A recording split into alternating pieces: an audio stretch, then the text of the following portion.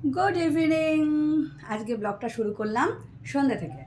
সকাল থেকে আজকে ব্লগ করা হয়নি, আমি ডেলি ব্লগ ওইভাবে করি না, সবে শুরু করেছি। তাই স্পেশাল দিনগুলোতে, তার আগে সুন্দর করে বসে নিই। হ্যাঁ, স্পেশাল দিনগুলোতে একটুখানি স্পেশাল দিনগুলো ক্যাপচার করে রাখার জন্য আমি ব্লগগুলো করে থাকি। আজকে আমার কাছে সত্যি স্পেশাল ডে।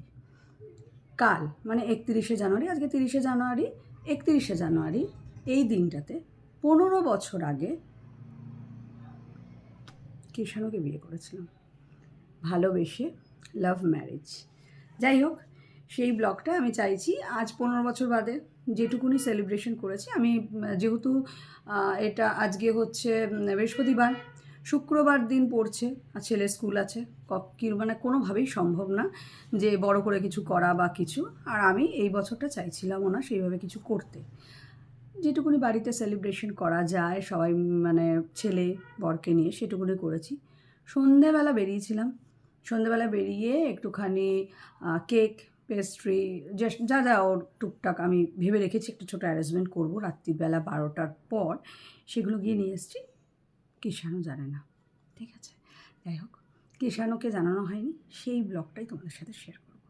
রাত্রিবেলা সবাই মিলে কী করলাম, কীরকম কেক কাটলাম, কী করলাম না করলাম সেটা একটু ক্যাপচারও করে রাখা হবে, আর ব্লগটা তোমাদের সাথে শেয়ারও করা হবে, ঠিক আছে? রাতে খাওয়া দাওয়া স্পেশাল কিছু নেই, বাইরে থেকে অর্ডার করে আনানো হবে, আজকেও হবে, কালকেও হবে।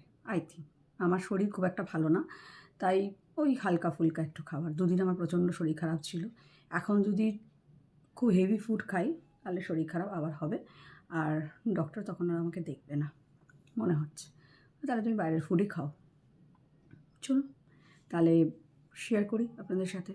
একটু বাদে আমরা ডিনার করে তারপরে ওই যেটুকুনি প্রোগ্রাম করার করব, সেটা চলুন চট করে শেয়ার করে নিই আপনাদের সাথে। আর এই হলো সেই কেক।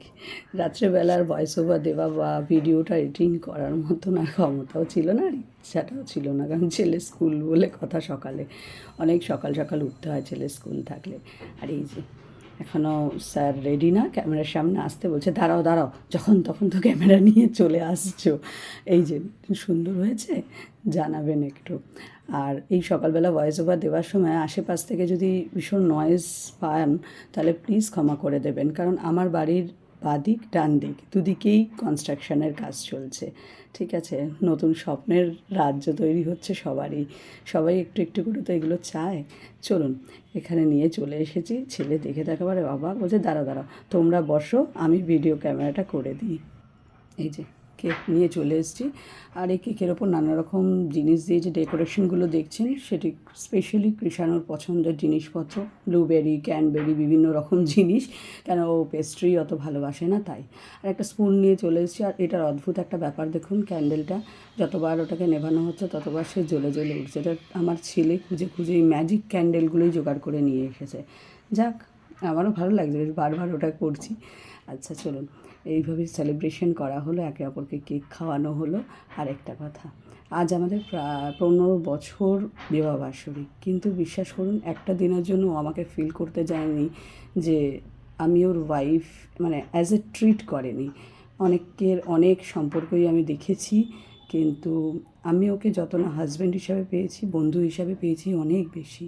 আমার প্রচুর পাগলামির ও একমাত্র সাহারা, সিরিয়াসলি।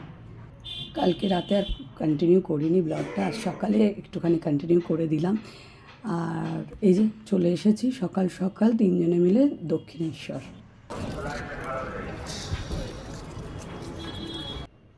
সকাল সকাল মায়ের মন্দিরটা একবার দেখিয়ে দিই আপনাদেরকে। আর এই সকাল সকাল মায়ের মন্দিরটা দেখলে না মনটা চট করে ঠিক হয়ে যায়, তাই না? যাই হোক, আমরা এইভাবেই সকালটা স্টার্ট করলাম। সকলে আমাদেরকে আশীর্বাদ করবেন, আমরা যেন সারা জীবন এইভাবে থাকতে পারি। আজ ব্লগটা এই অবধিই রাখলাম, পরে দেখা হবে, টাটা।